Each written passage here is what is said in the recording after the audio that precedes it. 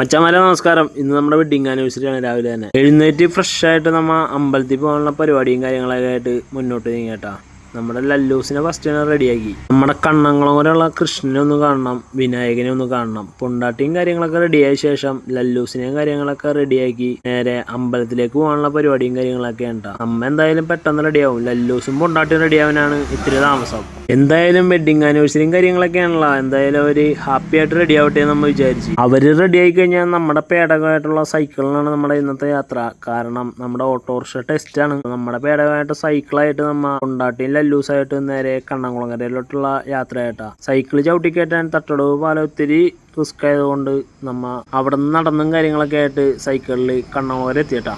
Second wedding anniversary ആയതുകൊണ്ട് കണ്ണംകുളങ്ങര കൃഷ്ണനോട് നമ്മുടെ എല്ലാവിധ പ്രാർത്ഥനകളും കാര്യങ്ങളൊക്കെ ഹാജരാക്കിയിട്ടാ. എന്തായാലും കണ്ണംകുളങ്ങര അമ്പലം അടിപൊളി വിപുലമായിട്ട് എല്ലാ ഫോട്ടോസും കാര്യങ്ങളൊക്കെ അപ്ഡേറ്റ് ആയിട്ട് സെറ്റ് ചെയ്തിട്ടുണ്ടായിരുന്നു. അത് കാണാൻ തന്നെ നല്ലൊരു ഭംഗിയായിരുന്നു. അങ്ങനെ പ്രാർത്ഥനയും കാര്യങ്ങളൊക്കെ ആയിട്ട് കണ്ണംകുളങ്ങര അമ്പലത്തിൽ നിന്ന് ഇറങ്ങി നേരെ നമ്മുടെ പട്ടര കടയിൽ പോയിട്ട് മസാല ദോശയും കാര്യങ്ങളും കഴിക്കാന്ന് വിചാരിച്ചു. ഗ്യാസിന്റെ പ്രശ്നങ്ങൾ മൂലം കുറച്ചു ദിവസം കടയും കാര്യങ്ങളൊക്കെ ഓപ്പൺ ആയിരുന്നില്ല, ക്ലോസ് ആയിരുന്നു. അന്നായിരുന്നാൽ പോലും നമ്മൾ ഇന്ന് ചെന്നപ്പോ ഓപ്പൺ ആയിരുന്നു. അതുകൊണ്ട് നമ്മുടെ ഭാഗ്യം. ദോശക്ക് വലിപ്പം കുറഞ്ഞിട്ടുണ്ടെങ്കിലും ടേസ്റ്റിലൊന്നും വ്യത്യാസം വന്നിട്ടില്ല. അതുകൊണ്ട് അവിടെ നിന്ന് അത് കഴിച്ച് നേരെ വീട്ടിലെത്തിയിട്ടാ. വീട്ടിലെ സ്പെഷ്യൽ ആയിട്ടുള്ള ഉപ്പുമാവും കടലക്കറി ഉണ്ടായിരുന്നു. അതും നേരെ അങ്ങോട്ട് കയറ്റിയിട്ടാ. എന്തായാലും ഒരു ഹാപ്പിനെസ് ഒക്കെ വേണ്ടേ. അപ്പൊ വീട്ടിലുള്ളതും നമ്മ അങ്ങോട്ട് കഴിച്ചു. എന്തായാലും ഒന്ന് ചേട്ടൻമുള്ളുടെ ബർത്ത്ഡേ ആണ്. അതിന് ചേട്ടൻമുള്ളുടെ സ്റ്റാറ്റസും കാര്യങ്ങളൊക്കെ വാട്സപ്പിലും ഫേസ്ബുക്കിലും ഒക്കെ അപ്ലോഡ് ചെയ്തിട്ടാ. ഇൻസ്റ്റയില് പ്രത്യേകിച്ച്.